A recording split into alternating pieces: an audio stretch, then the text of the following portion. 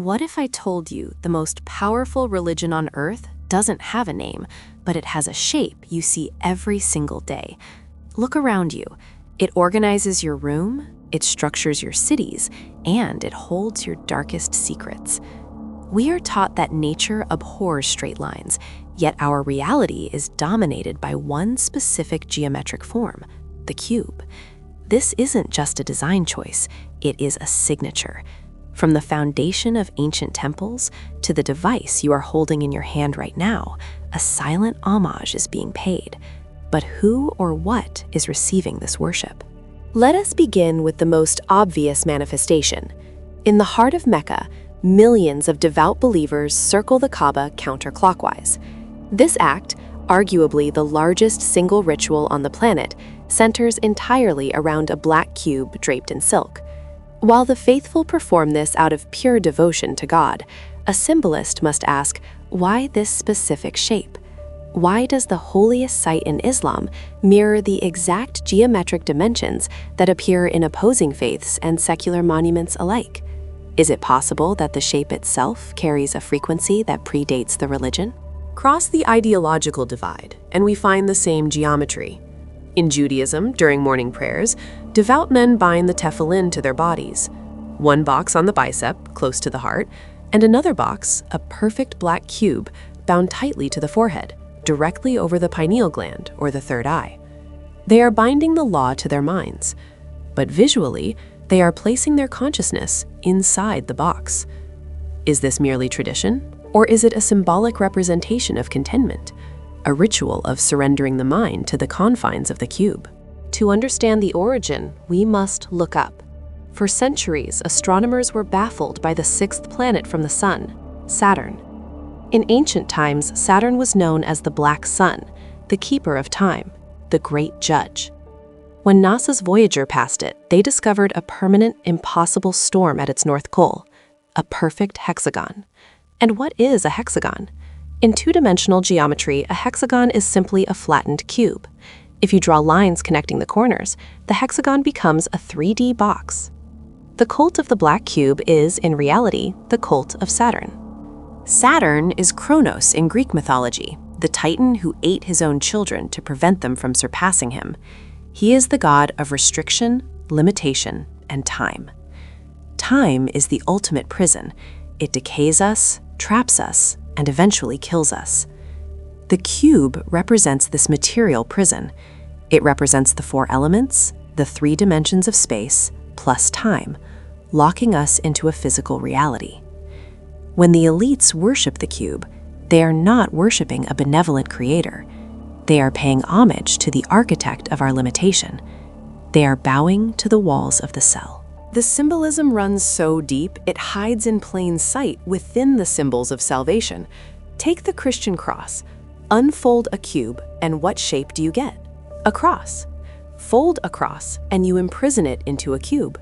This geometric relationship suggests that the cube is the hidden form of the cross, or perhaps the cross is the liberation from the cube. Are these symbols opposing forces, or are they two sides of the same coin? A duality of containment and sacrifice that has been engineered to keep humanity in a perpetual loop of guilt and worship. You might think this is ancient history, irrelevant to the modern world. You would be wrong. Walk through Astor Place in New York City, and you will find the Alamo, a massive black cube standing on a corner. Visit the Fifth Avenue Apple Store, and you descend into a glass cube to buy your technology. In cities across Denmark, Australia, and California, massive cube sculptures sit in public plazas. These aren't random artistic choices. They are talismans. They are localized antennae grounding the energy of the Saturnian cult into the grid of our modern civilization. The most chilling example lies within the halls of global power. Inside the United Nations headquarters in New York, there is a meditation room. It contains no religious symbols, no flags, no doves of peace. In the center of the room sits a massive 6-ton block of black iron ore, a monolithic altar. The UN describes it as a symbol of the void and absolute purity. But why would an organization dedicated to world peace center its spiritual focus on a black block of iron. Iron, the metal of Mars and war. The black cube, the symbol of Saturn. But the altar is no longer just in a temple or a city square. It is in your pocket. Look at your phone when the screen is off. What do you see? A black rectangle, a two-dimensional black cube. We call it a black mirror. In the occult, black mirrors were used for scrying, for communicating with entities from the other side. Today, billions of people stare into these black mirrors for hours a day, feeding them their attention, their emotions, and their energy. We are mentally projecting ourselves into the digital cube, leaving the physical world behind. Theoretically, a cube within a cube represents a tesseract or a hypercube, a shape that exists in 4 dimensions. Movies like The Avengers or Transformers constantly use the cube, the tesseract or the allspark, as a device of ultimate power. This is predictive programming. They are telling us that the cube is the construct of our reality. It suggests that our universe is a simulation, a closed system, a box designed to keep consciousness recycled. We aren't living on a planet. We are living inside a geometric containment field. Marketing psychology cannot explain the obsession with this shape. Look at the logos of the world's major banks, tech giants, and data corporations. The square and the box are everywhere. In sacred geometry, the square represents the earth, stability, and material reality. By surrounding us with this imagery, these corporations are subliminally reinforcing the idea of inside-the-box thinking. They are casting a sigil of materialism, binding our collective psyche to the physical, the tangible, and the economic, ensuring we never look beyond the walls. It goes down to the very vibration of matter.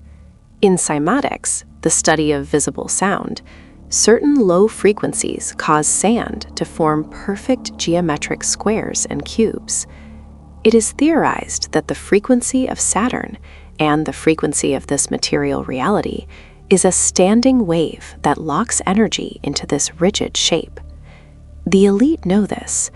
They understand that by replicating this shape in architecture and ritual, they are amplifying the frequency of the matrix.